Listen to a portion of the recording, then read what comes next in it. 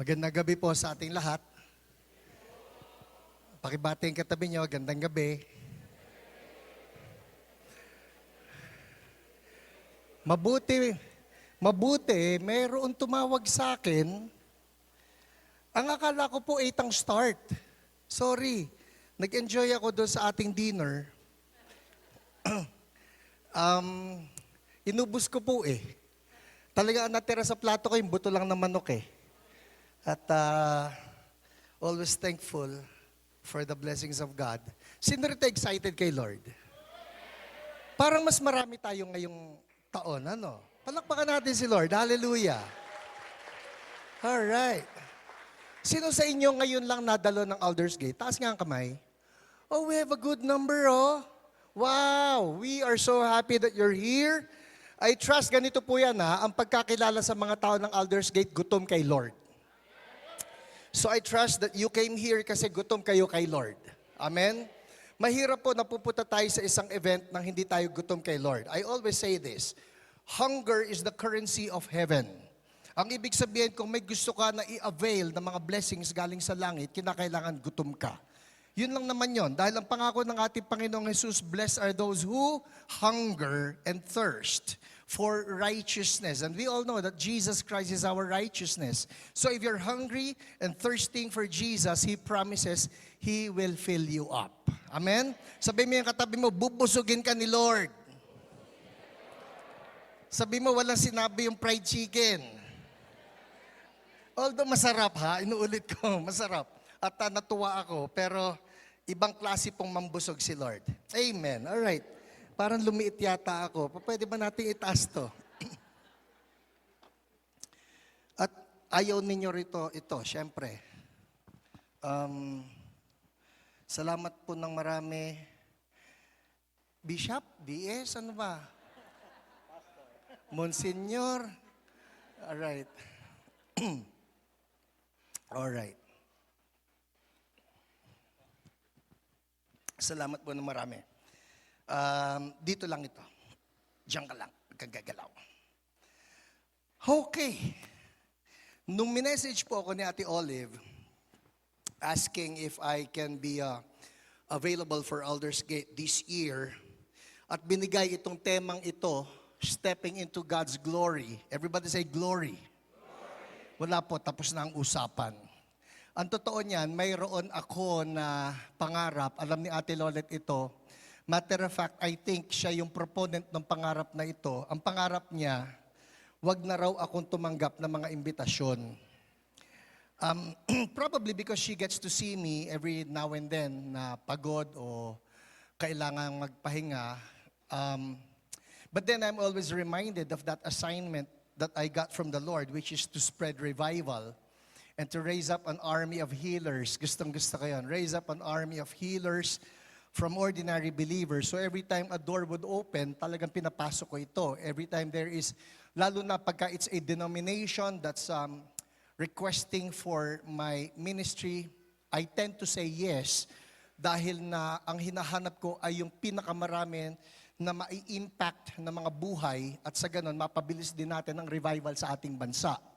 So anyway, ilang beses na rin po ang binigyan ng dream ni Lord at ito totoo, na kung saan yung dream na yon, it was more of, well, they are more of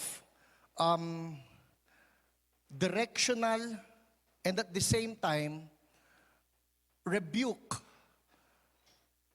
as if to tell me, slow down, you need to take some rest. And I'm not taking the word of the Lord lightly. Kaya talagang may plano ako magpahinga, alright? Yun nga lang, ito na.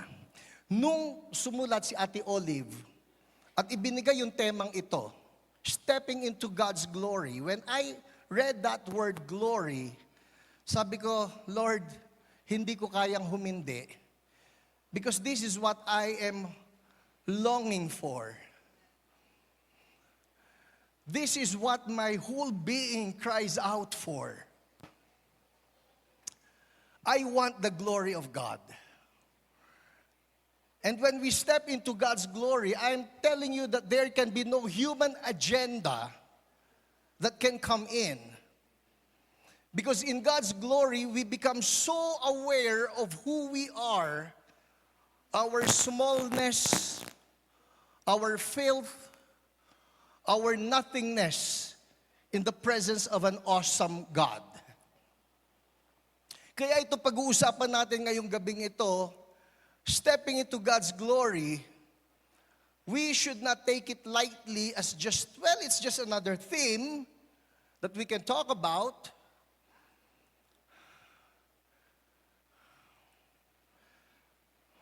You remember Isaiah, when he stepped into God's glory, the response that he got, or that he emoted before the Lord was, "Woe is me. For I am a sinful man, and I live among a people who are sinful.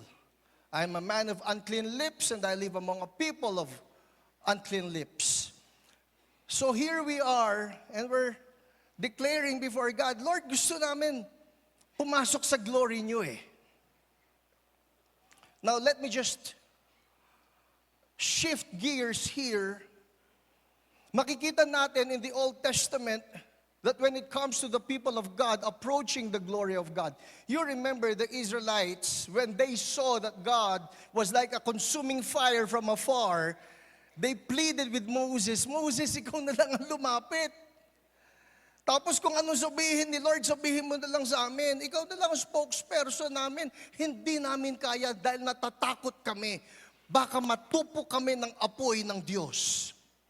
And so, that was the story, that it was Moses who approached the presence of God. Well, lo and behold, Moses did not get consumed. Matter of fact, he enjoyed the glory of God. So much so that the Bible says that he actually stayed for 40 days in the glory of God, eating nothing and drinking nothing. Huy, sobra ha? Hindi kumain? Hindi. Hindi uminom? Hindi. Bakit? Because he enjoyed the glory of God so much. Ang totoo, hindi nagtapos doon sa isang 40 days na yon. Because the story goes that after that, he went down and then he went up again and spent another 40 days with God. So suma total, 80 days just enjoying the glory of God. Pero nakakatakot pa rin lumapit eh. Ito po ang maganda eh. Dumating si Jesus. And Jesus, he revealed the glory of God, that it's full of grace and truth. Full of truth and grace. At dahil doon, tayo ngayong gabing ito, Lord, we desire that we will step into your glory. Sino sa inyo gusto maranasan ng glory ni God? Nakakatakot pa rin ba, Pastor? Well, if we see God as a holy God, yes, the answer would be yes, nakakatakot. Pero, sabihin mo katabi mo, pero. Ito po ang masarap dun eh, may pero eh. Pero dahil kay Jesus, now there is an invitation that we are to approach His throne of grace with confidence. Everybody say confidence. Lahat yan dahil kay Jesus. Amen? So we can talk about the glory now, and we can have confidence not on our own selves, not on our own goodness or righteousness, but because of what Jesus Christ has done for us. Sabihin mo katabi mo, buti na lang may Jesus. Sino rito thankful may Jesus? Amen. Palakpakan natin si Lord. Hallelujah. Hallelujah. Thank you, Lord. Woo! All right. Well, our text for tonight, sa John chapter 2 po tayo. Alright? And I will read to you a verse na baka marami sa atin dati nang nabasa pero hindi natin masyadong napapansin. John chapter 2, and I'll start in verse 1. A very familiar story for all of us. Alright, verse 1. On the third day, a wedding took place at Cana in Galilee. Jesus' mother was there, and Jesus and his disciples had also been invited to the wedding. When the wine was gone, everybody say wine. Jesus' mother said to him, "They have no more wine." "Woman," Why do you involve me?" Jesus replied, "My hour has not yet come." His mother said to the servants, "Do whatever he tells you." Verse 6. Nearby stood 6 stone water jars, the kind used by the Jews for ceremonial washing, each holding from 20 to 30 gallons. Jesus said to the servants, "Fill the jars with water." So they filled them to the brim. Then he told them, "Now draw some out and take it to the master of the banquet." They did so. And the master of the banquet tasted the water that had been turned into wine. He did not realize where it had come from, though the servants who had drawn the water knew.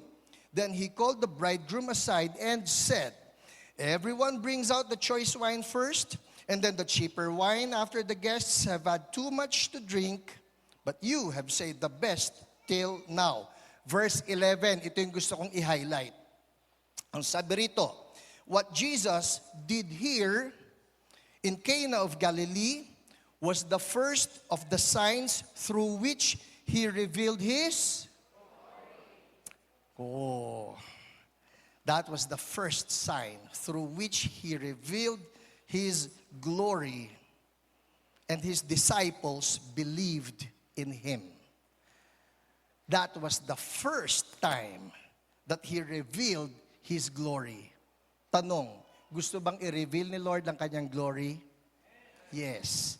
At gusto niyang i-reveal ang kanyang glory hindi lang pang-conference. Gusto niyang i-reveal ang kanyang glory pati sa churches natin. At gusto niyang i-reveal ang glory niya pati sa personal na buhay natin. Pati sa inyong pamilya. God wants that His glory be revealed to everyone. At yon ang pag-uusapan natin ngayong gabi. Let us pray. Lord, salamat. Kasama po namin kayo. And again, Lord, I just come to you in humility, in smallness, as I acknowledge that I can produce no good thing apart from you. Oh Lord, I pray, Holy Spirit, that you speak through me and speak to each one of us. We want to understand how to manifest your glory. And always the glory will always be yours. In Jesus' name, everybody say, Amen, amen. Palakpakan natin si Lord. Hallelujah, Lord. Hallelujah. Ang pamagat po na mensahe ko, for those of you jotting down notes, manifesting the glory. Alright? Manifesting the glory. Now, una siguro, sasabihin ko muna, itong manifesting na ito, ewan ko, for some reason, nakikita ko may lumilitaw kasi sa aking laptop o may lumilitaw sa aking cellphone tungkol doon sa manifest. Alright? Hindi ito yon. Okay? At sakali lang na kayo, lumitaw na yan sa inyong laptop o sa inyong cellphone, yung manifest, won some competition. Yun po demonic. Alright? Yun New Age. Hindi yun yung manifesting na pinag-uusapan natin dito. Ang totoo, nakakalungkot dahil ang mundo palaging kumukuha galing sa Diyos, galing sa mga good things of heaven na nakawin nila pagkatapos aangkinin nilang kanila. Ang manifesting po kay Lord yon, hindi sa mundo. Amen? Ang manifesting kay Lord yon, hindi sa New Age. Parang ganito lang yan, yung rainbow, ninakaw ng mundo. Ang tunay niyan, kay Lord yun eh. Just in case you have not heard, ang rainbow po kay Lord. I suppose it does not have to be emphasized. Dahil yung rainbow ang ginamit ni Lord to tell Noah, I'm not going to destroy this world by flood anymore. Tapos hinijak. So anyway, itong salitang manifesting na ito, it's ours. And God wants to manifest His glory. Ngayon, ang pag-uusapan natin based on this story is how do we see the glory of God manifested? Una, gusto ko lang linawin po isa pang bagay tungkol sa glory. When we talk of the glory, halimbawa sinabi natin, Lord, all the glory is yours. Yes, that's true. All the glory belongs to the Lord. And when we say that the sun has its own glory, the heavenly bodies, the stars have their own glory, it's also true. Angels have their own glory. Pero hindi yun ang pinag-uusapan natin ngayon dito sa manifesting the glory, because what I refer to when I say the glory is the glory of God Himself. It's His manifest presence. Na alam mo lang, nandun si Lord. Ito yung na-encounter ng mga disciples, ito yung na-encounter ni Moses, and God wants that the same manifestation of His glory will be experienced by His people up to now. Up to now. Ilang beses ko na pong naranasan at inaasam-asam na, Lord, gusto ko laging nandun yung glory ninyo. Kasi pagka nandun na yung glory ni God, alam nyo, walang flesh na po pwede magyabang eh. Alam nyo, Lord, ikaw yun eh. Lord, ikaw yun eh. Na kapag ka nakakita ka ng mga tao na gumagaling sa karamdaman, kapag ka nakakita ka ng mga pilay na nakakalakad, bulag na nakakita, bingin na nakarinig, Lord, ikaw yun eh. You just know that it is the glory of God and not of anybody else. Amen? So, sino sa atin dito gusto yung glory ni God na yon? Okay, let's begin. Ano-ano makikita natin dito sa istoryang ito? Verse 1. Ang sabi rito, on the third day, a wedding took place at Cana in Galilee. Jesus' mother was there. Anong pangalan niya? Okay, sabihin natin, Mary. Verse 2. And Jesus and His disciples had also been invited to the wedding. So naimbitahan si Jesus. Mind you, si Jesus kasama niya sa ating lengguwahe yung kanyang tropa, disciples. Alright? Huwag muna natin lagyan ito ng mga spiritual giants. Hindi pa. Kasi this is just the beginning of the ministry. Matter of fact, kung iisipin natin na si Jesus ay kailanman hindi pa naghimala. Sabihin nga natin, wala pang himala. Okay, hindi, walang himala. Wala pa. So, context to nilalatag ko ang context. May ikinasal.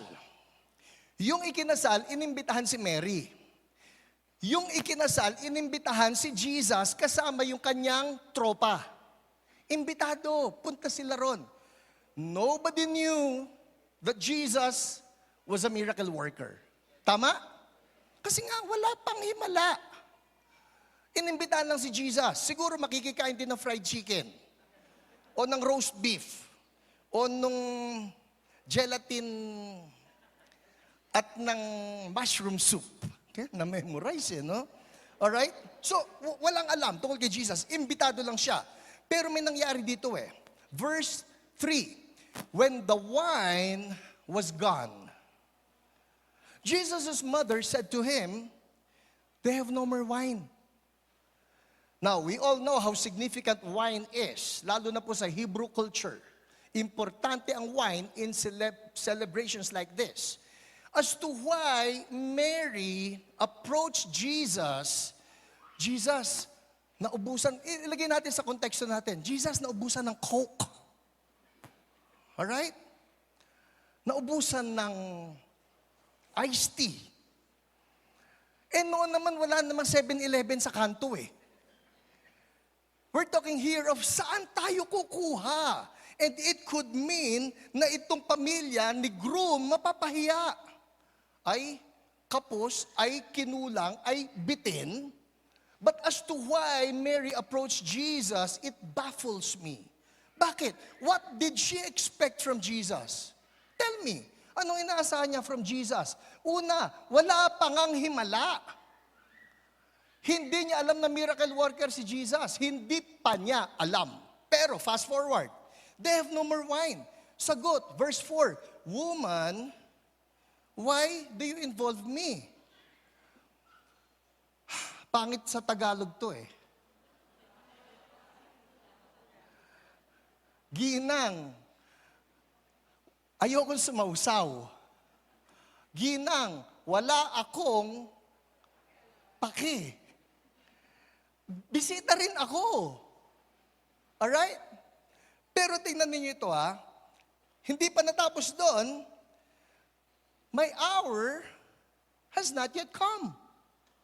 Hindi ko pa time. Don't pressure me. But here I get my first lesson about the glory. Number one, it is this. We can put a demand on the glory. Now that's a strong word. We can put a demand on the glory. Again, context. Wala pang ginagawang himala si Jesus. Hindi nalalaman na siya pala ay may kapangyarihang gumawa ng himala.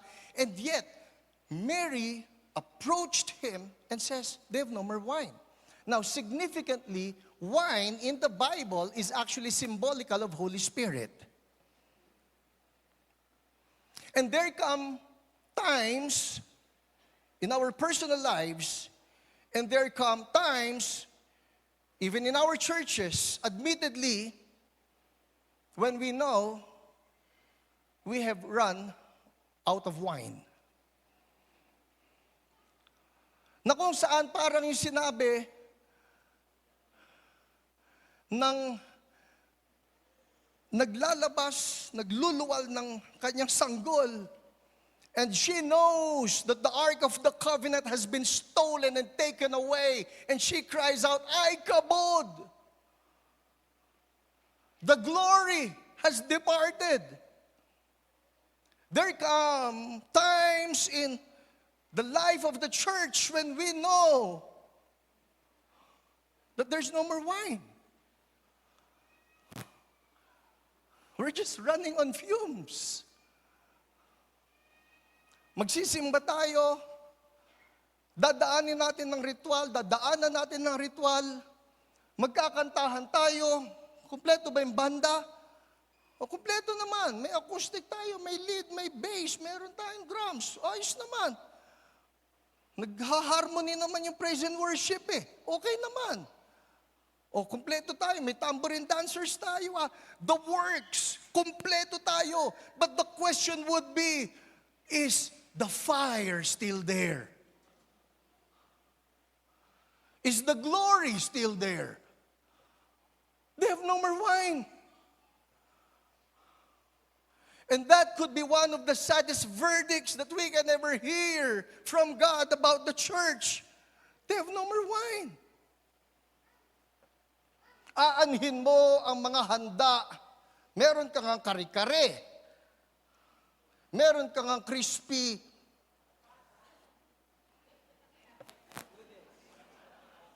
Meron kang ebi tempura. Dumilitaw lang yung mga paborito ko. Pagkatapos sasabihan ka, "Sir, pasensya na po, walang inumin."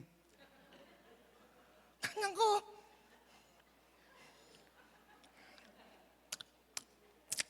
Tuyong-tuyo. Tuyong-tuyo. And it's the same story for the church sometimes. It's the same story for the bride of Christ sometimes. It's the same story for us sometimes.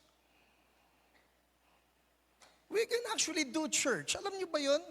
We can do church. Like 52 times a week, every Sunday, we can do church.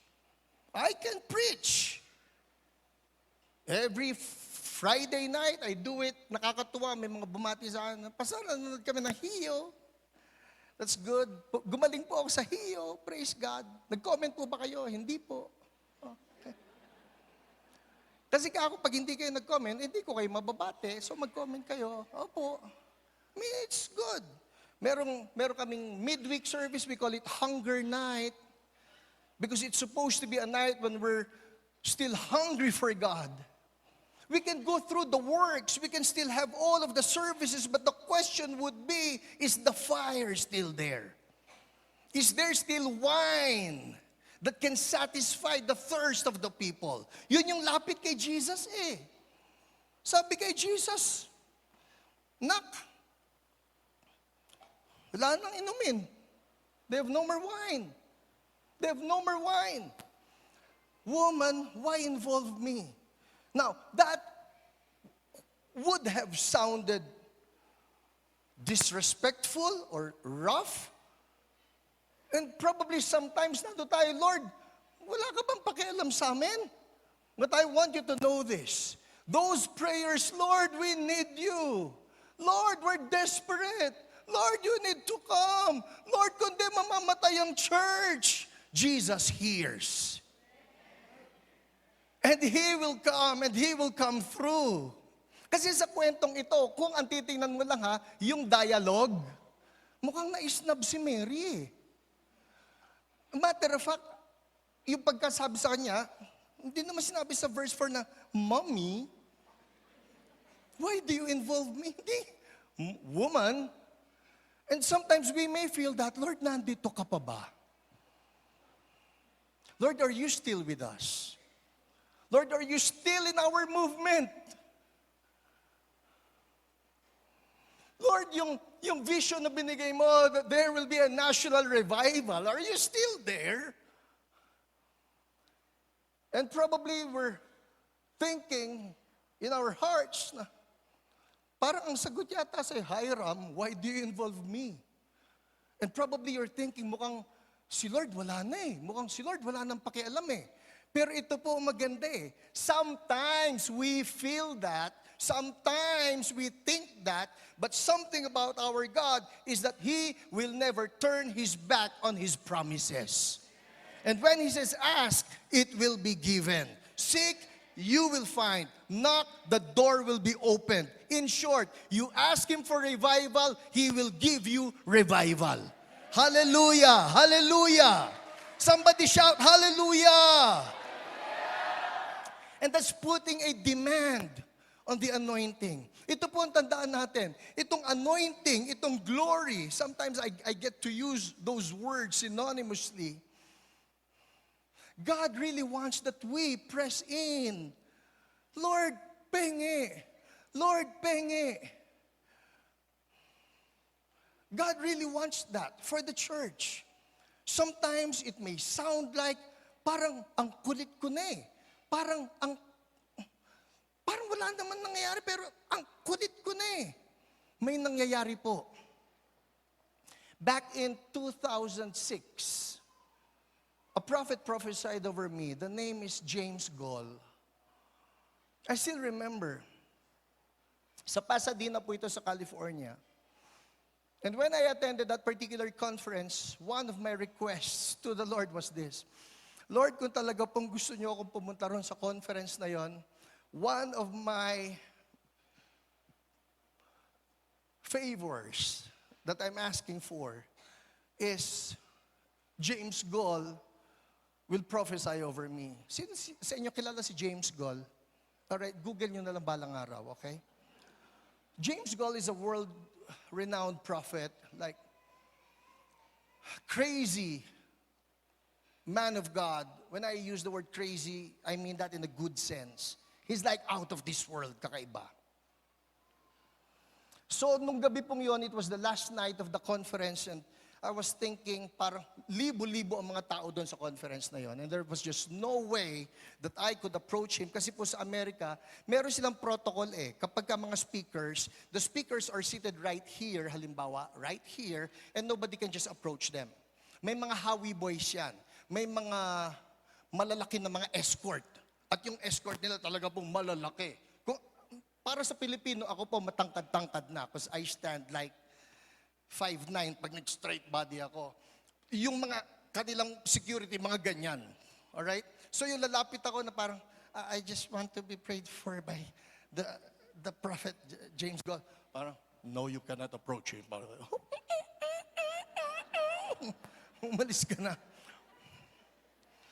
But that night, natapos na po yung buong conference, and I was sitting somewhere at the back. Tapos na, nag-uwian ng maraming tao.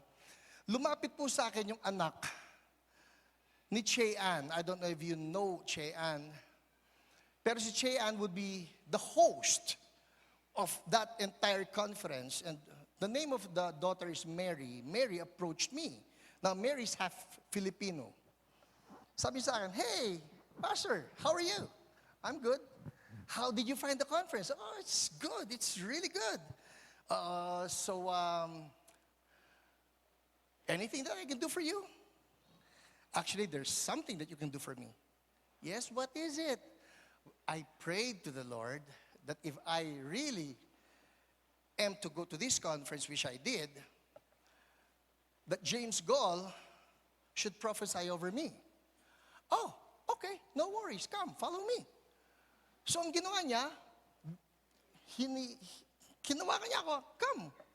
Dinala niya ako, papunta kay James Gall. Nandito si James Gall, nandyan, sa iyo. DS, Bishop. Hindi ako nagpo-prophesy, ha? Sabi ni Pastor Hiram. Okay. So, nandyan. Tapos, lapit si Mary. Hey, James, this pastor, he's a good friend of mine. And can you just release a word to him? Oh, sure. And then he starts prophesying over me. Sabi niya, I release upon you an anointing for national revival. Ganun ang tono eh. Like, he's a southern guy. Pero yung bitaw niyang yun, nung sinabi niya anointing for national revival, it just hit me so hard na parang, ang ganda-ganda ng bitaw niya na parang, anointing for national revival. Ganyan lang. Pero yung puso ko parang winakwak na, Lord! Hagulgul ako ng hagulgul doon. Umalis na si James Gall. Kinuha na niya yung bote niya ng tubig. Naglabas. Ako nandiyan. Iyak pa rin ako. You know why? Because number one, I've never seen myself as somebody who will be moving for revival for the nation. Manapa, revival para sa sarili ko. Yes. Revival para sa pamilya ko. Yes. Revival para doon sa church na pinagpapastoran ko. Yes. Pero sabi, revival for the nation. Lord, ang laki nito, hindi pwede. But Holy Spirit was just convicting me, that's your word and you need to embrace it. Well, you know what, Aldersgate, God has a word for you and it is for national revival. And it's not like, do you have a choice? No, you don't. You carry it on. Now, you may feel in your heart, Lord, walang nangyayari. Lord, parang nawawakwak yung puso ko rito. Lord, nakikita niyo ba yung nangyayari sa ginagalawan namin? Ang hirap, ha? Lord, binubuhat namin itong isang grupo na ito, wanting that they will also experience your glory, that they will embrace you, that they will fall in love with you, and that once again the fire of holiness will be experienced within this sphere of a people called Methodists and some other lovers of Jesus.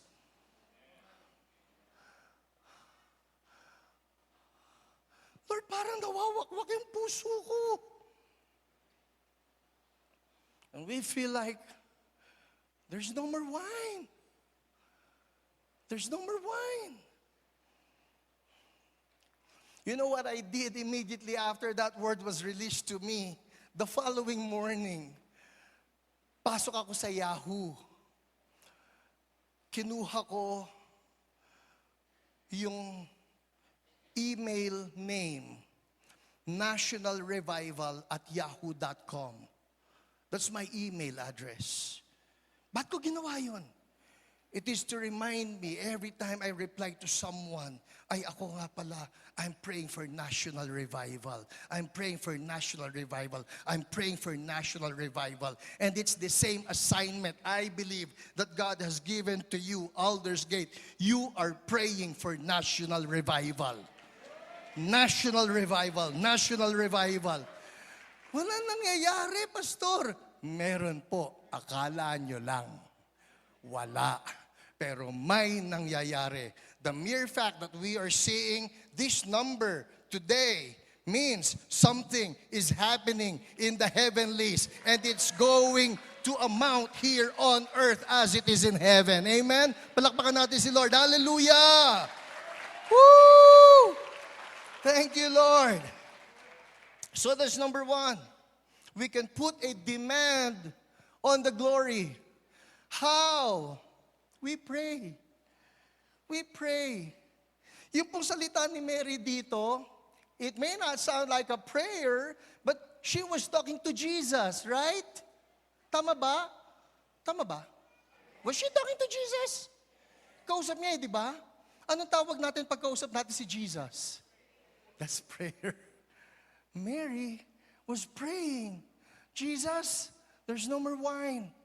And we come to God, we say the same, Lord, we feel like there's no more wine. We feel like there's no more wine. And we feel also like, God, are you still there?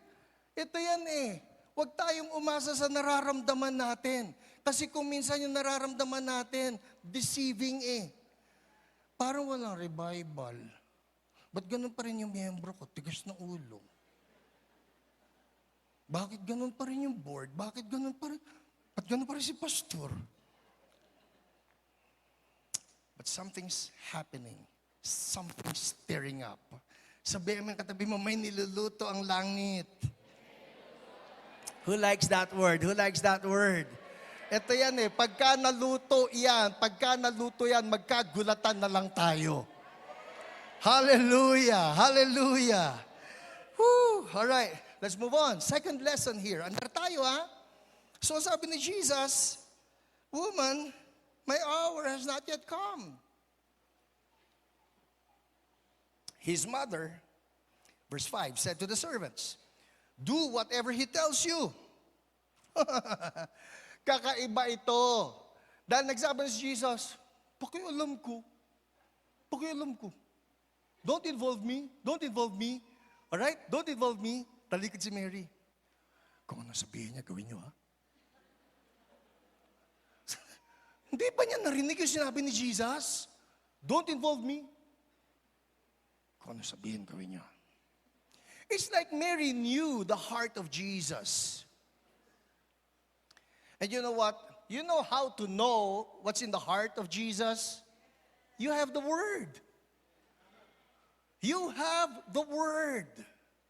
Kaya importante tayo We need to be a people of one book. And that's the Bible.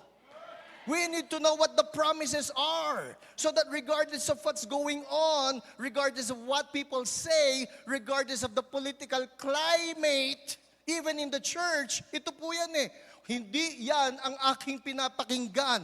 Itong Biblia, yung pangako ni Lord, ang aking pinapakinggan. At nangako si Lord. Habakkuk 2:14, that's my favorite verse. The earth shall be filled with the knowledge of the glory of the Lord, even as the waters cover the seas.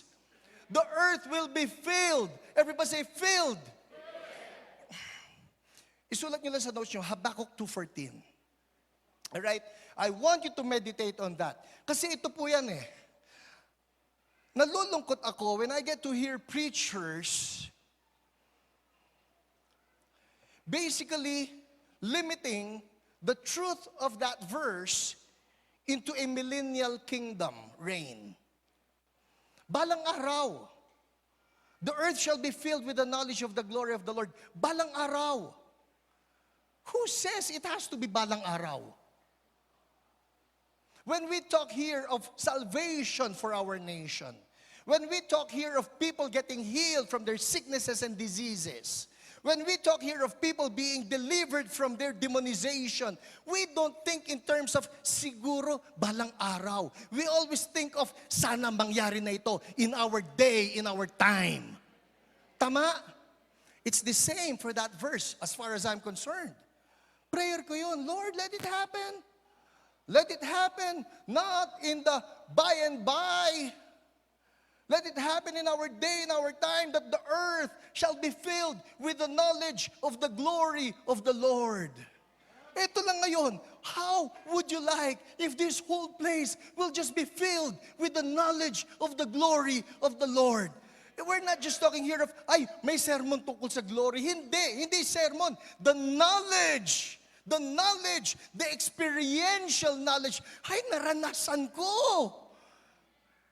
Ang sarap! Napalaya ako Nawala yung mga demonyo sa isip ko. Nawala yung mga demonyo doon sa puso ko, sa damdamin ko. Uy, napalaya ako eh. Isn't that the glory of God? So wag natin ilagay, balang araw, balang araw. Let it happen today, in our day, in our time. We pray, Lord, let your glory come. Maski sa, anong tawag sa inyo? Aldersgate. O sa inyong church. Oh God, let your glory come. Let your glory come. Tama-tama po ito, January 2 ngayon eh. We start the year right. Before we entered 2025, I was contending with God. Sabi ko, Lord, dami ninakaw nito 2024 ha. Ang dami ng mga victories na hindi naranasan. Let it not happen again. 2025, we're going to reclaim what God promises to us. And that includes revival for our lives, revival for our families, and revival for our churches. Amen? Somebody shout, revival! Revival! Whew. So sabi ni Mary, do whatever He tells you. May gagawin si Lord eh. Sabi mo yung katabi mo, may gagawin si Lord eh. And Mary knew it. Mary knew it. It's always good that there is this sense of anticipation in our hearts. May gagawin si Lord eh. May gagawin si Lord eh. Ang malungkot po ay yung Kristiyano na sa isip niya, wala na mangyayari. Ang malungkot po yung isang church na nasa isip niya, wala na mangyayari. Kawawa. But I'm telling you tonight, there's something to look forward to, which is what the statement of Mary was all about. This is what the statement of Mary was all about. Do whatever He tells you. I know He's going to do something. I know something is about to happen. May mangyayari. Amen? So, ano nangyari? Nangyari dito, verse 6. Nearby stood 6 stone water jars. Everybody say 6 stone water jars. All right? The kind used by the Jews for ceremonial washing. Each holding from 20 to 30 gallons. Just so you will have an idea how big these containers are. 6 sila ha. These are stone water jars. Ilan daw ang laman? 20 to 30 gallons. Pwede ba natin ipakita yung picture na, that's a stone water jar, people. Alright? Baka nag-i-imagine kasi kayo yung kulay blue na... Okay? Yung kulay blue na yon, ang laman 5 galon. Alright? Plastic pa. Pero ang bigat. Hoy, mabigat yung 5 gallons ha? Sino sa inyo nagagaanan doon? Bigat yun ha? 5 gallons lang yon. Plastic pa. This is 1 stone water jar containing about 20 to 30 gallons. Ang totoo po niyan, hinukay yung ilalim, yung loob niyan para maging hollow at pupunuin ng tubig. So you have a picture now? Huwag kayong nag-i-imagine na parang Chinaware na maganda. Hindi, ganun yung itsura niyan.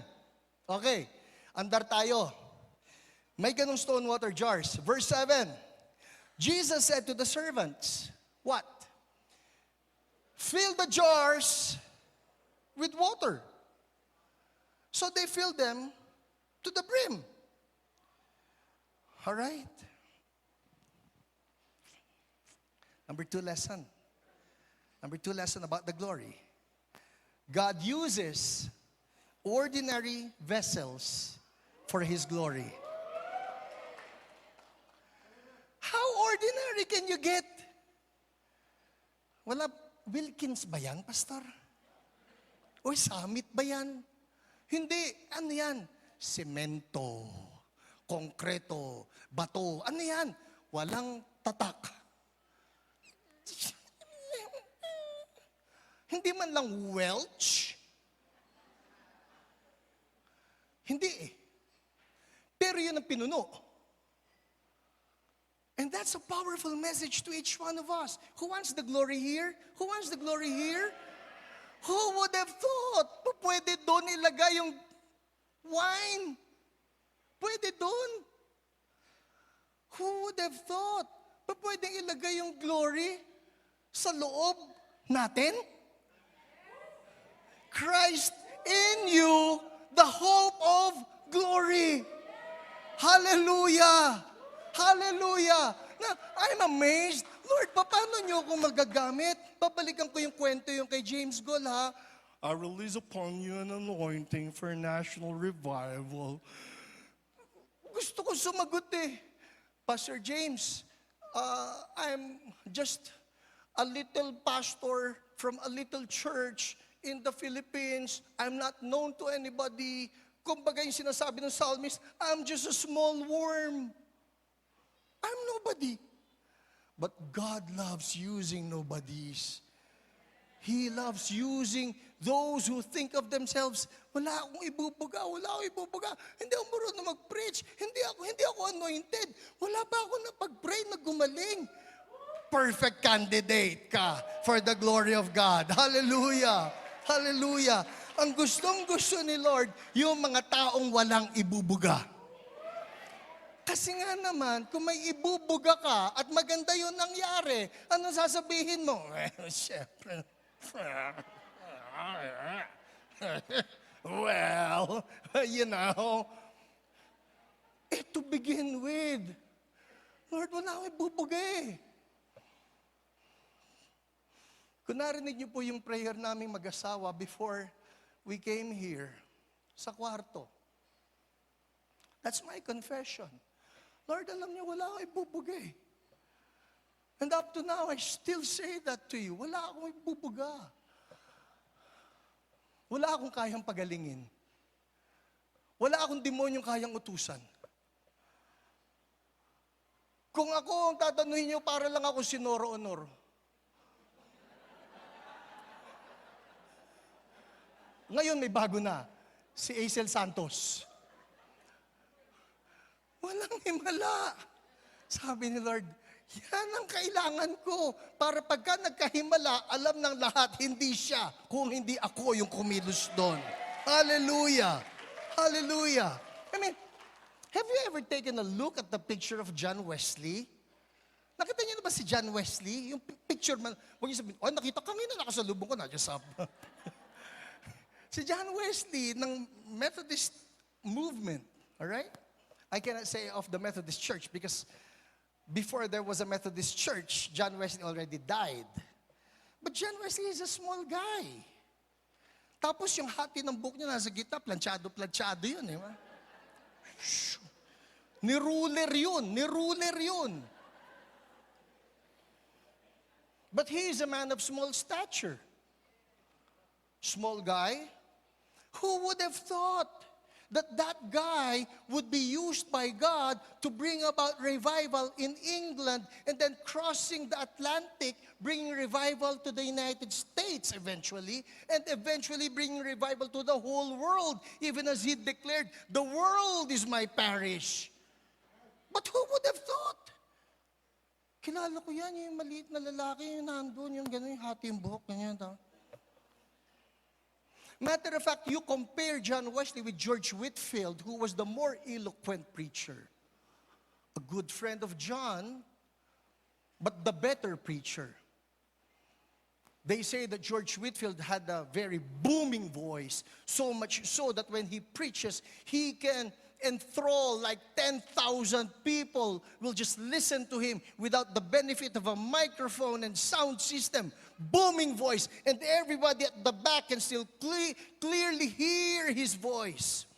Na pag nangaral na ito si George Whitefield, everybody's just engaged. And then comes in John Wesley. His voice was not powerful, pero ano may pagmamalaki? Sa tunay po, ang mga sagot dyan, sa tunay, Wala. But God loves using those people who have nothing to boast of. Kaya pagka meron sana, alam mo ba ang pinag-aralan ko? Delikado po yun.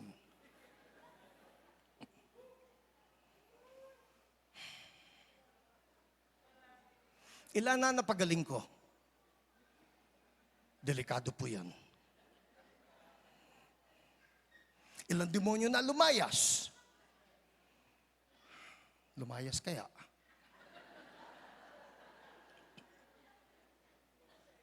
A good verse here would be 2 Corinthians chapter 4, verse 7. Can we show it? All right, everybody read with me, go. But we have, 2 Corinthians chapter 4, verse 7, meron?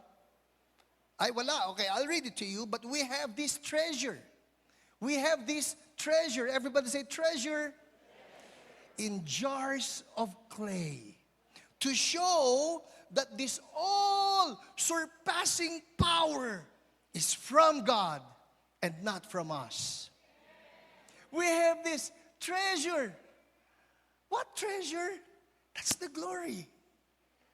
We have this treasure. What treasure? That's Christ in you, the hope of glory. We have this treasure. In what? In jars of clay. Ever thought about that? Karaniwan ng treasure, ilalagay ninyo yan sa safety deposit box. Manapa, we have this treasure in the bank. We have this treasure in a safety deposit box. Pero sinasabi dito ni Apostle Paul, guess what? You have this treasure, the name is Jesus, He is Christ in you, the hope of glory, and guess what? You are but a jar of clay. What makes you special? What makes us special? What makes me special? I am no one, but I have this treasure in this jar of clay. Alam ko, paso lang ako. But I have Jesus. And because I have Jesus, I know I carry His glory wherever I go. Kaya, pumunta ako rito with fear and trembling people, just so you will know. As always, some of my pastors, they ask me, Pastor, ikaw ba kinakabahan pa pagka nagsasalita ka sa, kunyari, sa kuneta o kinakabahan ka, nagsalita ka sa ganyan. Sabi ko, oo naman. Parang hindi halata. It's Christ in me, the hope of glory. Remove Christ in me, I'm nobody. Remove Christ in you, you're also nobodies. But nobodies are the instruments of God to carry His glory. Amen. Hallelujah. Ang sarap, di ba? Ang sarap, di ba? And guess what? Pagka nagbalik lang ako doon sa realization na yun, oo nga no, sino nga ba ako? Sino ko?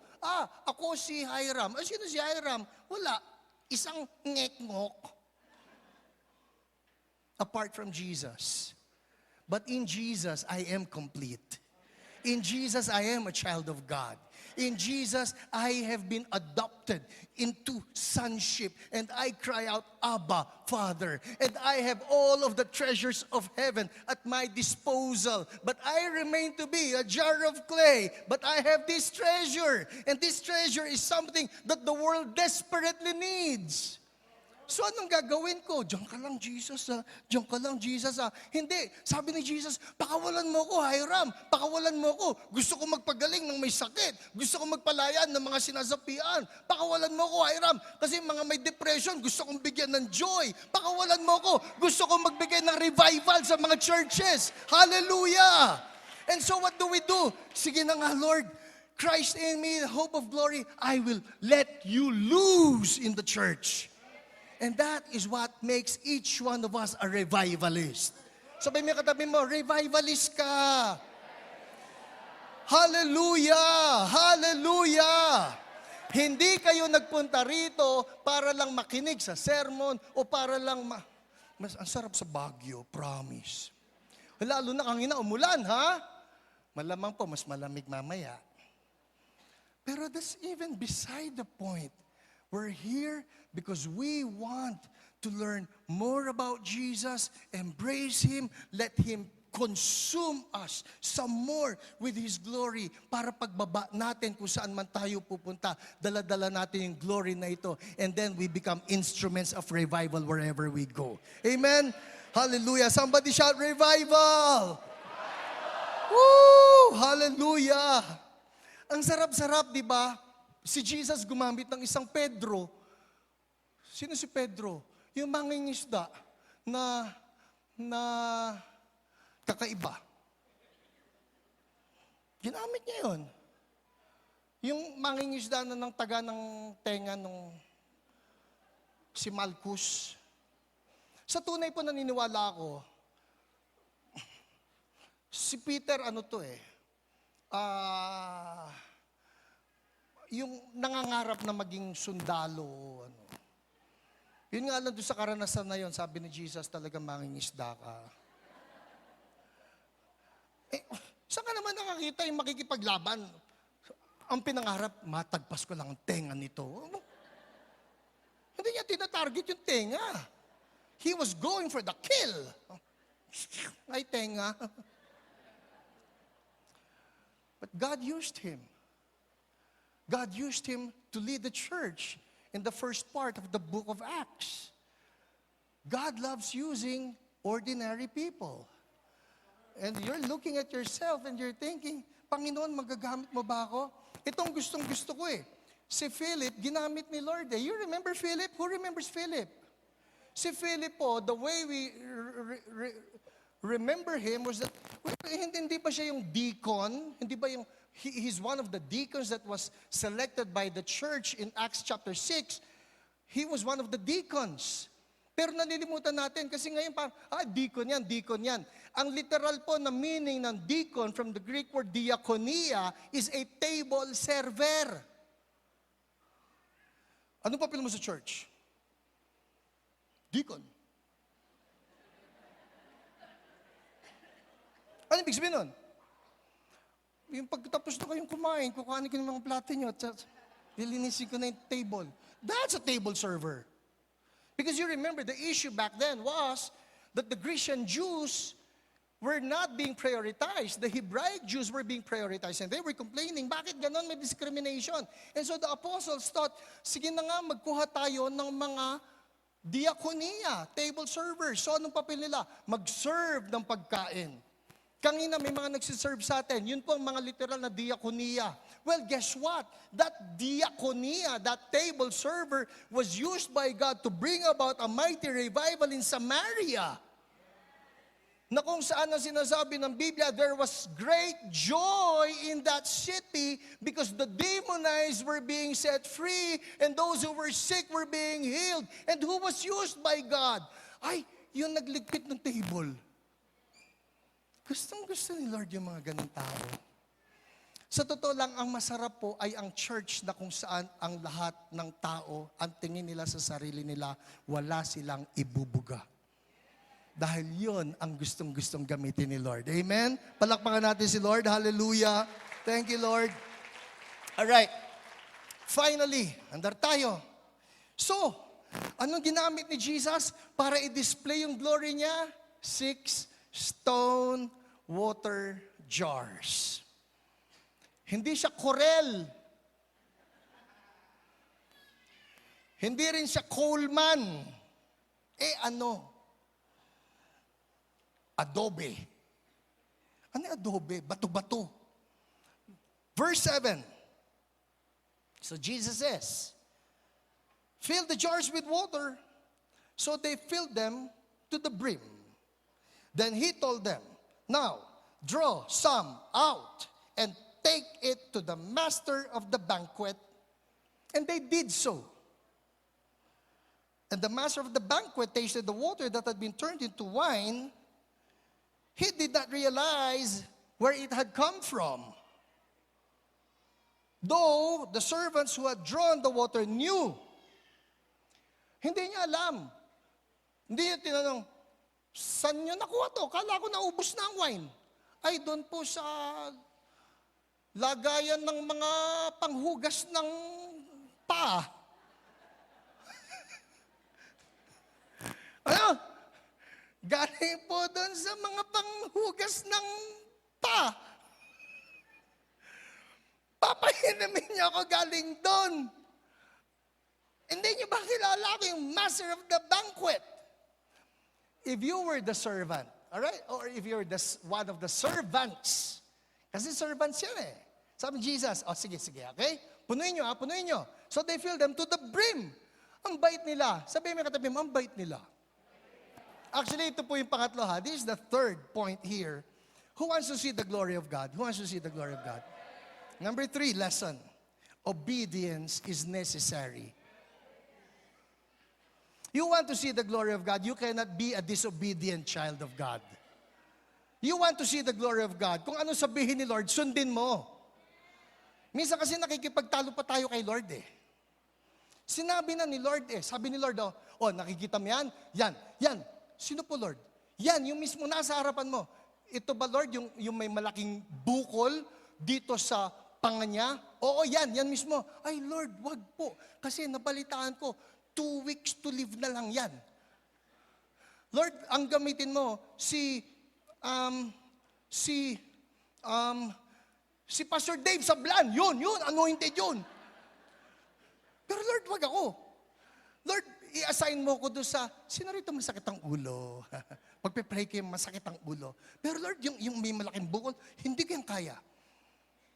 Pagka nag-utos sa atin si Lord, ang sagot doon, yes, sir. Yes, Lord. Lagi nga natin kinakanta yan eh. Yes, Lord. Yes, Lord. Yes, Lord. Pero sa action natin, no, Lord. No, Lord. No, Lord. And nagsabi si Lord, tingnan nyo servants. And then Jesus tells them, all right, this is what you do. Draw some out. Okay, draw some out.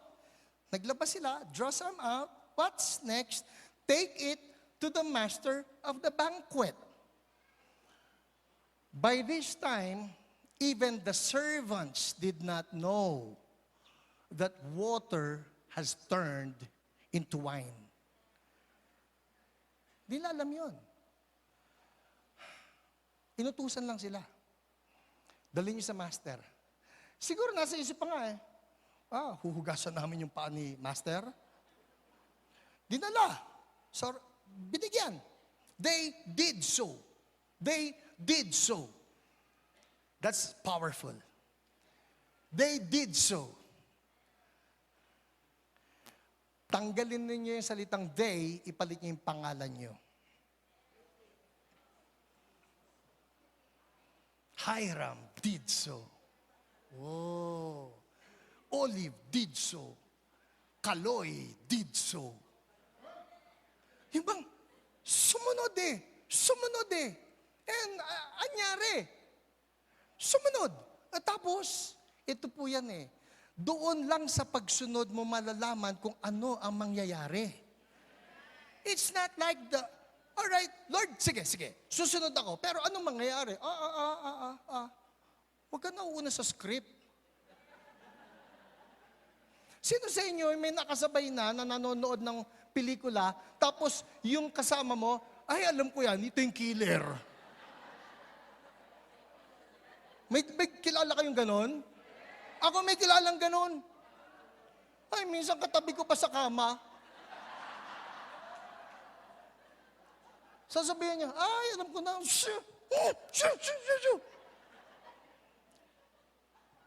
Sana nga, na kapag si Lord nag-utos sa atin, alam na natin yung mangyayari.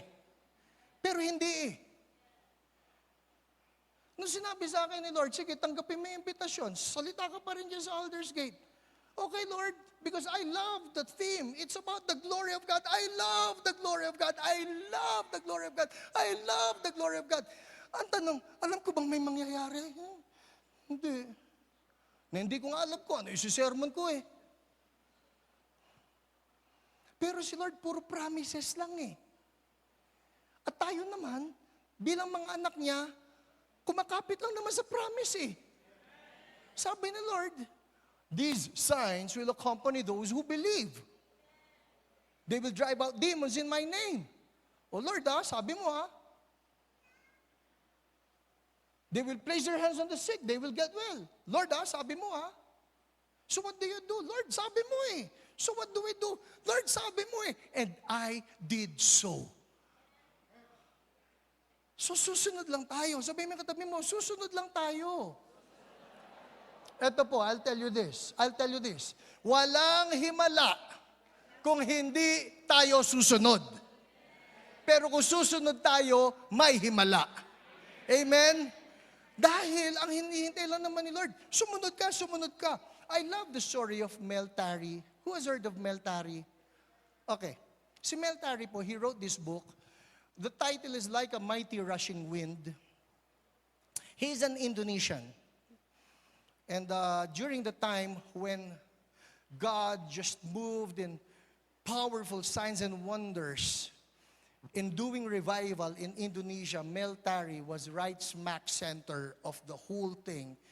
Yung kwento niya doon sa libro, Like a Mighty Wind, ito pong si Mel Tari, nakakita siya doon kung paano yung tubig still turns into grape juice. Nakakita siya dito nung mga karanasan ng mga bumubuhay ng patay, nagmumultiply na food. So there was one time when God told Mel, I want you to cross the river from this spot to the other island. So, si Mel Tari, kami other island. Yes, other island. Lord, river is at flood stage. Sabi niya, sige po Lord, bukas. Bukas, tatawid ako, punta ako sa kabilang island. But the Lord told him, no, you cross now. Lord, river, flood stage. Cross the river now. So, Mel, knowing without any doubt that it was the voice of God that was telling him to cross the river, yung pong importante you know it's the voice of God, all right? Sabi niya, Lord sige po, tatawid ako. And he had his team. Now, this was in East Timor. Back then, ang East Timor, it was predominantly, there were lots of Muslims, all right? But they were Christians, experiencing revival. Kasama ni Mel Tari yung team niya, ang ginawa ni Mel, humakbang siya doon sa river. Paghakbang niya, nagulat siya. Yung palang river, hanggang doon lang sa ankle. Ang pinakamalalim na part, hanggang tuhod. Umabot sa kabila, nakatawid. Sabi, ang babaw naman pala Ano ba yung kinakatakot ko? So nakatawid yung buong team, umabot doon. Nung nakatawid na sila, yung mga tao sa kabilang island na pinanggalingan nila, we're all looking at them in shock, in awe. Ano nangyari? Paano sila nakatawid? So ang ginawa ng mga tao na iwan, humakbang din. Paghakbang nila, boom, they sank deep because the river was about 30 feet deep. And that was the time when Mel Tari realized, we just walked on water. Oh, we just walked on water. Who would have thought? Pero pag sinabi ni Lord sa'yo na, hakbang ka lang, hindi ka lulubog kasi you will walk on water. Where's the faith in that? Kay Lord, hindi nakalatag ang script Walang script Alam lang natin may promises. Pero ito yun what was the rush? Bakit kinakailangan niyang tumawid agad? Pagdating nila sa kabilang island, ito na. Ang inabutan po nila doon ay isang tribe. It was a tribe of some Muslim people. And there was the child at the center of them, in that circle, yung isang bata, patay. And they were getting ready to bury the child. Now, Muslim tradition has it that when a person dies, it should be on that same day na dapat ilibing. Kaya yung sinasabi niya, Lord, bukas, tatawid kami. Sabi Lord, hindi, now. Kasi nga, pag pinagpabukas, nalibing na. Nakukuha nyo? Sabi mo katabi mo, dapat nga pala sumusunod. Kundi kasama sa trabaho lang, maghuhukay sila. Alright? So may patay. Nung nandun na, lapit si Meltari, at ang sabi niya, excuse us, but if you won't mind, we believe in this God who has the power to bring the dead back to life. If you will allow us, we can pray for this dead child. And so they prayed. Pray sila. Nag-worship muna sila kay Lord. Nag-worship sila and then they prayed. Lo and behold, yun pong bata na buhay mula sa kamatayan. Hallelujah! Hallelujah! Eto ba, nung nabuhay, yun pala, chieftain's daughter ito. Guess what? The chieftain said, whoever your God is from now on will be the God of this whole tribe. Hallelujah! Hallelujah! Bakit? Sumunod We want to step into God's glory. We want God's glory to manifest. But God's glory manifests with His people who are walking in obedience. Pag kami sinabi sa atin si Lord, you need to fast, go fast. You need to pray, go pray. You need to take a step of faith. Patungan mo nga ng kamay yung tao na yan na may sakit. Lord, kailanman hindi ako nagpatong ng kamay sa may sakit Ngayon, gagawin mo na. Okay, Lord, because you said so, I will obey. Amen? So ano nangyari? Sumunod sila And so the story goes, sabi nitong si Master, the master of the banquet, tasted the water that had been turned into wine. He did not realize where it had come from. Nagaling pala ito sa hugasan ng paa. Though the servants who had drawn the water knew. Then he called the bridegroom aside and said, everyone brings out the choice wine first, and then the cheaper wine after the guests have had too much to drink, but you have saved the best till now. Here's a word for all of us people. I know we're living in the last days. We're living in the last of the last days. And let me tell you this, these are the best days. Because these are the days when we shall see that the glory of God will manifest, that the glory of the latter house will be greater, greater, greater.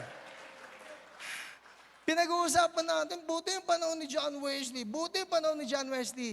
Mga kapatid, magkakagulatan na lang tayo. Baka bawat isa sa atin dito, isang John Wesley nang gagamitin ni Lord dahil pare-pareho tayong walang ibubuga. Pero si Lord gustong bumuga sa pamamagitan natin. Amen? Hallelujah! Tayo tayong lahat. Hallelujah! Woo! Thank you, Lord!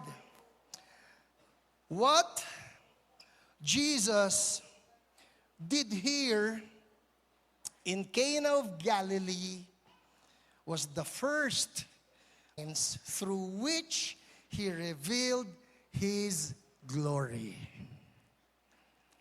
And His disciples believed in Him. Mantakin niyo yun? Nakita niyo yun? So His disciples have been with Him. They actually attended the party. They actually attended the reception. At doon sila sa wedding reception. And mind you, back then, wedding receptions were not for 3 hours or 4 hours. Wedding receptions can last for a week. Pag big time yung groom, 2 weeks. Kaya nga, bawal maubusan ng pangnulak. Bawal.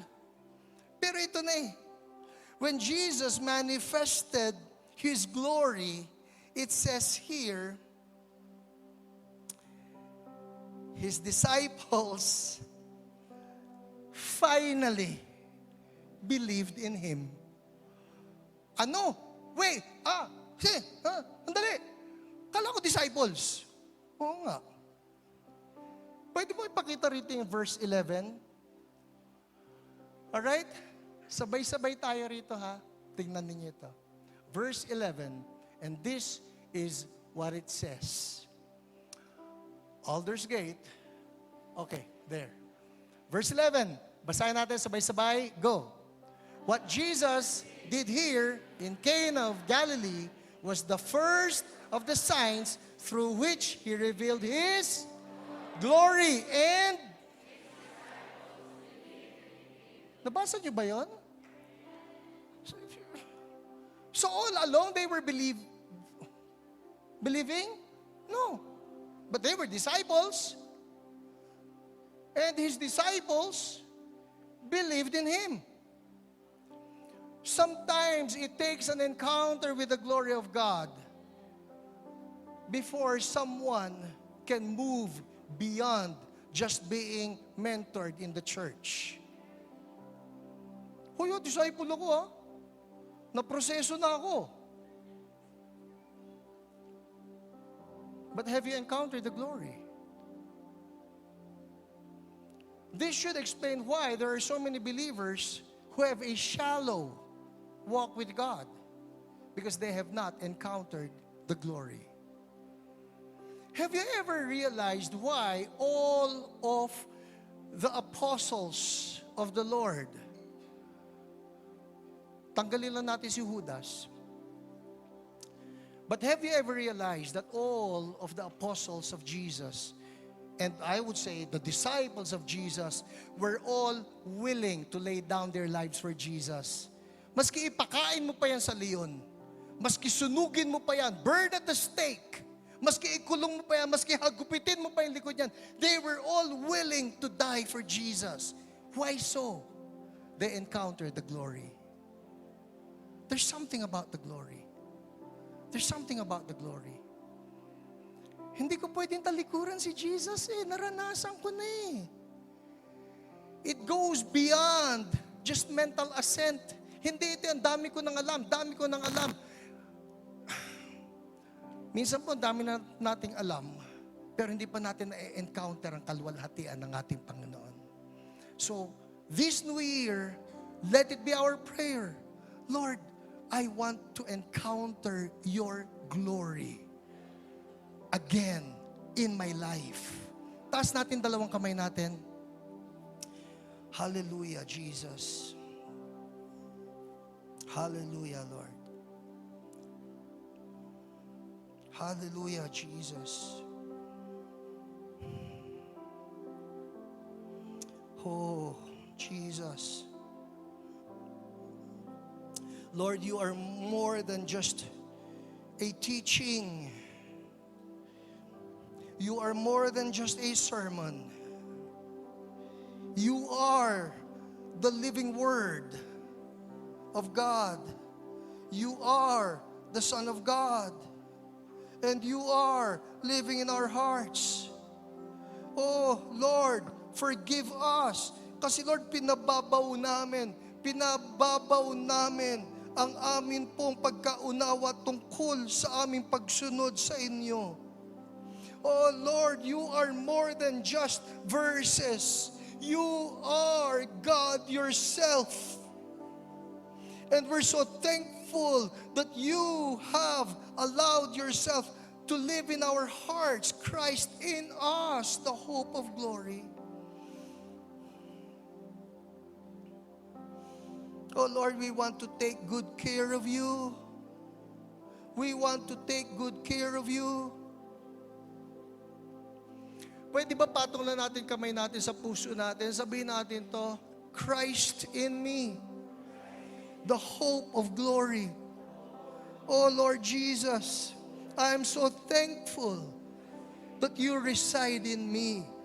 Forgive me for the many times when I did not host you well.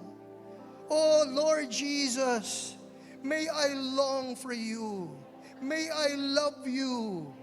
May I long for your glory. I want to encounter you. Take me deeper. Take me higher. Lord, yung Bible po. Sabihin nyo, Lord, yung Bible po. Ayoko na mga kwento lang siya. Gusto ko, Lord, makita ito, maging totoo ito sa buhay ko.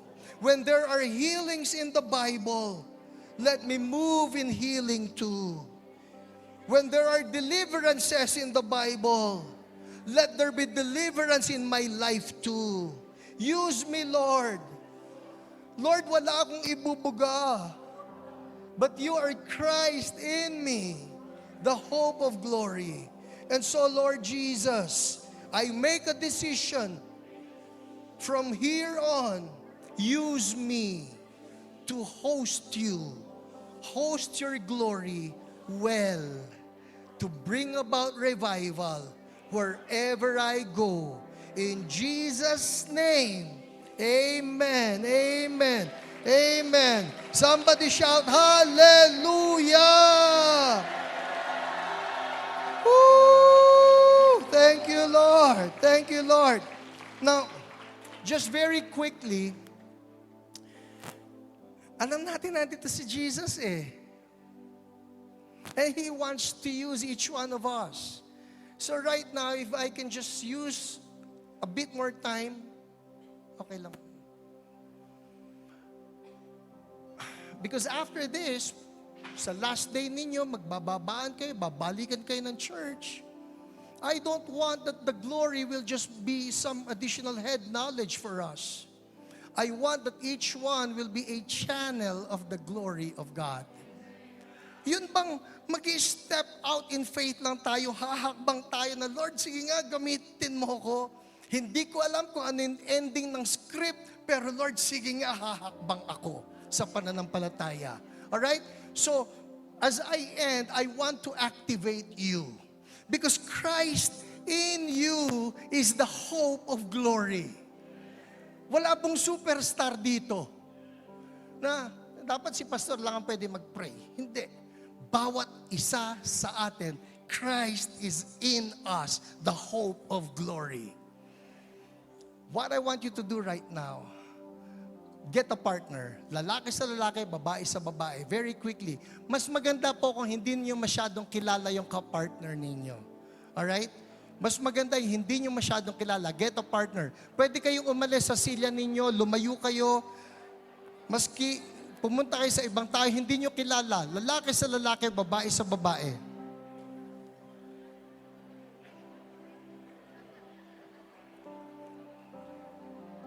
Hallelujah.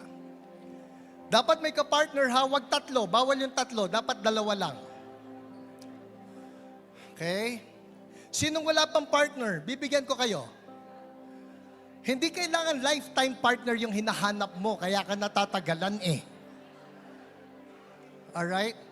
Lalaki, you need a guy. Isang lalaki, kailangan lalaki. Kailangan ko ng isang lalaki. Ayun, very good. Meron pa, isang babae. Ay, sino? Lalaki. Ha? Lalaki. Ay, ayun o, ayun o, ayun o. Yan, naunahan ka. Isa pang lalaki. Walang ka-partner. Oh, yun, lalaki. Doon. Sa likod. Babae. Buti ang babae, hindi nahihirapan maghanap. Alright, good. Alright. Ito yung sinasabi kong practice. Sabihin mo yung katabi mo, Christ is in you. He is the hope of glory. Hallelujah. Sino sa inyo, you're hoping that the glory of God will manifest through you? Ito yung sagot. Christ is in you. And He is the hope of glory. Okay. Ganito yan. Mag-usap kayong dalawa, yung isa si A, yung isa si B. Usap kayo. Sino yon?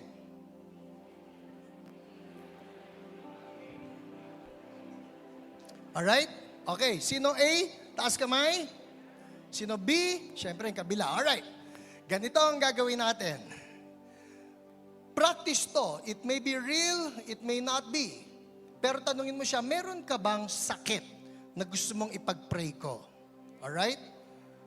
Meron ka bang sakit na gusto mong ipag-pray ko? Kung wala, baka meron siyang kamag-anak, kapamilya. Pero kung ngayon, meron ka sakit, sabihin mo lang. Pastor, nahihiya ako almoranas to eh. Okay lang yun. Alright? Okay. Jesus. Alright. Hoy, pangalan lang ng sakit. Huwag kayong magkwento. Huwag kayong magbigay ng history. Alright? Importante yon, importante. Kasi kung minsan pag binigay na natin yung history at gaanong kalala, yung pananampalataya natin lumiliit. Hala, malubhan na pala to. Alright. Game, alam niyo na ano yung sakit? Alright, listen. Shh. Listen, this is what you do. Ang sabi ni Jesus, you will place your hand on the sick and they will be healed. Alright. Walang sinabi si Jesus dito na mahabang prayers. Matter of fact, basahin ninyo yung Gospels, makikita nyo si Jesus pagka merong may sakit, sabihin niya, what do you want? Lord, I want to see. Receive your sight. Yan lang, ha? Lord, I want to be clean. Be clean. Ganun lang siya. Huwag nyo ganyan, boss, be clean. Si Jesus lang yan. Sa audio Bible. Okay. So tayo, hindi tayo mag-pray na mahaba, pero ang gagawin natin, gagayahin natin si Jesus. Why? Because He is our model. Right? At nagsasabi tayo, in Jesus' name, pag nagsabi ka ng in Jesus' name, imagine ninyo si Jesus mismo, yung gumagawa doon sa taong yon. Hindi ikaw. Kasi kunyari may kaharap ka, sabi, ano pong sakit nyo? Cancer, stage 4, 2 months to live, sabi ng doktor. Nawalan ka na ng pananampalataya. Kasi nga naman, kung ikaw yung haharap sa cancer, sino ka? But you have Christ in you, the hope of glory. At si Jesus yung haharap dyan. Pag nagsabi kang in Jesus' name, si Jesus yung haharap dyan. Amen? Gets? Alright. Alam niyo na yung sakit niya? Ganito po yan. Kung yung sakit ay nasa, kunyari, balikat or ulo, yung safe place, pwede mong patungan yung part na yan. Pero kung yung sinabi niya sa inyo, ay, ako ay merong almoranas, hindi mo kailangan patungan doon. Okay? Sa ulo na lang. Alam na ni Jesus yon. Alright? Gets? Okay. A, ikaw muna. A, patong ng kamay kay B, at sabihin mo ito, sa pangalan ni Jesus. Now, imagine Jesus, sickness. Pangalanan mo yung sickness. Kausap kita sa pangalan ni Jesus. Be gone now. Healing flow. Thank you, Lord. Amen. Remove your hand. Remove your hand. All right? Check it out. Igalaw mo, kapain mo, subukan mo, because something is happening right now. Healing is flowing right now. Check it out. Check it out. Masakit ang tuhod, igalaw mo. Hirap huminga, inhale, exhale. Inhale, exhale. Check it out. Check it out. Alright? Okay. Tanong, sino doon sa mga ipinag-pray, you know something happened and there is improvement, kaway ang dalawang kamay. Hallelujah! Jesus! Woo! Alright. Thank you, Lord. Okay. Next, si B naman. B, ikaw naman. Ikaw ang taya. Alright? Sabi mo, anong sakit mo?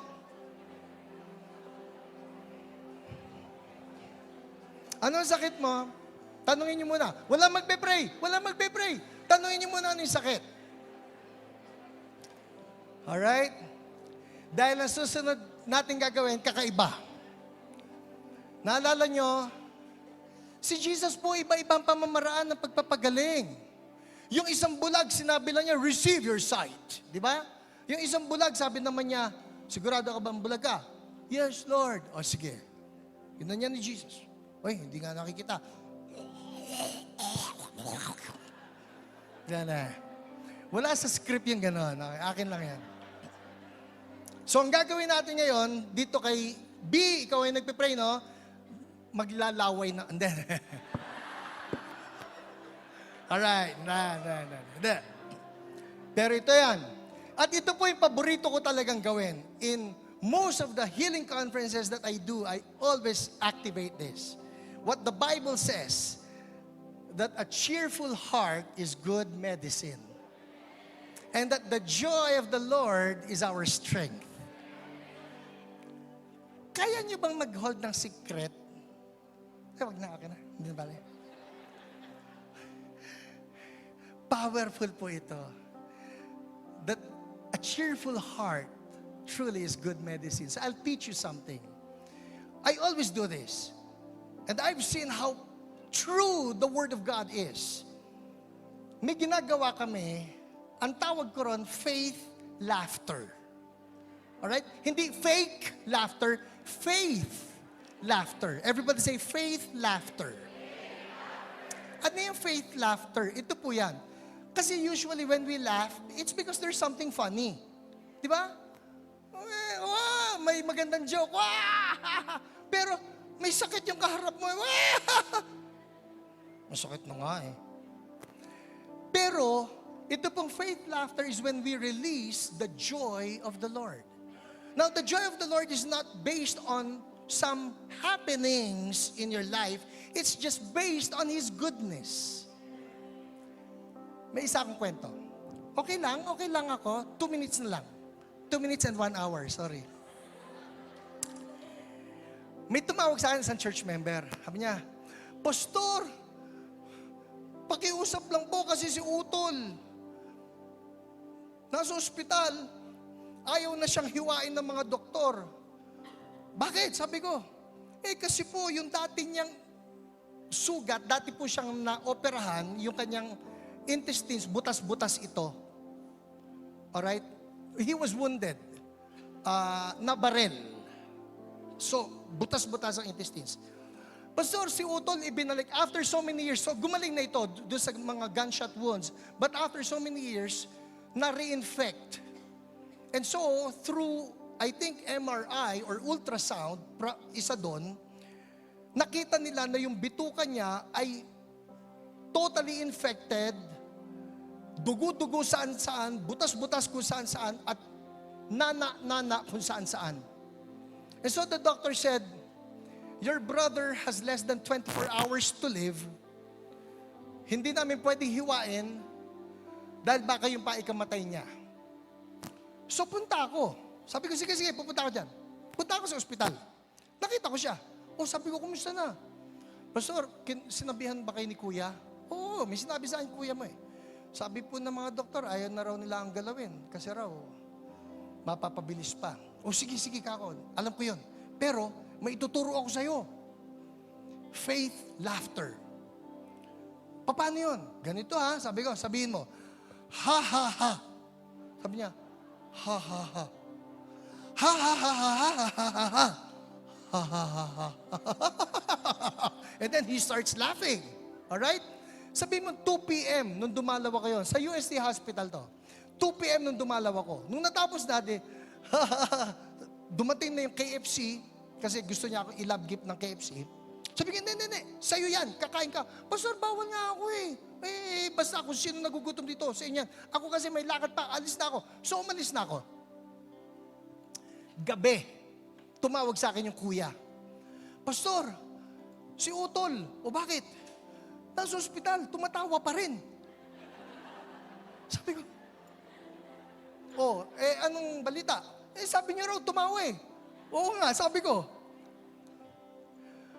Pastor, yung mga doktor, nag-decide, hihiwain na raw siya. Ganon. Hihiwain na raw. Okay, update me ha. Kinabukasan po, tumawag sa akin yung kuya. Pastor, lahat ng doktor nagulat. Bakit? Kasi po yung una nila nakita na puno na ito ng dugo, puno na ito ng nana, nung hiniwa nila, nakita nila, tuyo na yung sugat ni Utol sa loob. Hallelujah! Hallelujah! Woo! Ha! Napansin ba ninyo ang gustong-gusto ng demonyo pagka nagkasakit tayo? Itong natural effect. May sipon ako. Na-COVID ako. May diabetes ako. May cancer ako. Wala ka ba nakita? Because that's not normal. But we operate in the heavenly economy. iba ang langit. Amen? And our prayer is, Lord, your kingdom come, your will be done, on earth as it is in. Sa heaven ba may infection? Sa heaven ba may cancer? Sa heaven ba may bulag? Sa heaven ba may bingi? Kawawa naman yun, no? Kung may bingi. Kasi lahat tayo sabi, ang titinding magkantahan ng angels. Grabe! Walang sintonado! Tapos, sabi ng bingi, kawawa! Sa langit, walang sakit. Amen? Alright? Game? Haba nito. B, turn to A. Alam mo na yung sakit niya? Sabi mo to, sa pangalan ni Jesus, karamdaman. Pangalanan mo yung karamdaman. Okay? Sabi mo to, ha ha ha ha ha. Ha ha ha ha ha ha. Ha ha ha ha ha. Ha ha ha ha. Amen. All right. Stop. All right. Check it out. Check it out. May nangyayari dyan. Check it out. May bukol na nawala dyan. May tumor na nawala dyan. Check it out. Check it out. Okay. Game, ha? Halika nga rito. Ganda-ganda ng babaeng ito. Ayaw akong tabihan. Halika rito. Bilis, ikaw ang nakakaalam nung sinong pumatay nung... Ito pa yung sinasabi ko, alam ko sinong killer sa dulo. Okay. Game, ha? Doon sa A at sa B, kung alam ninyo, something happened, you feel better, you got healed, you're 70% better, you know God touched you. Taas dalawang kamay at ikaw ay. Hallelujah! Somebody shout, Jesus! Woo! Somebody shout, glory!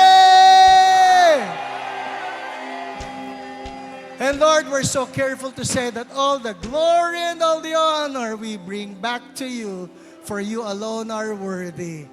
In Jesus' name, everybody say, amen, amen. All right, one final word. Yung ginawa niyo ngayon, mahirap ba? Hindi di ba? Pag bumaba kayo ng Baguio, dala niyo yan sa church. May makikita kayo na may mga sakit. Papatungan nyo ng kamay, and you will release Christ in you, the hope of glory. Amen. God bless you.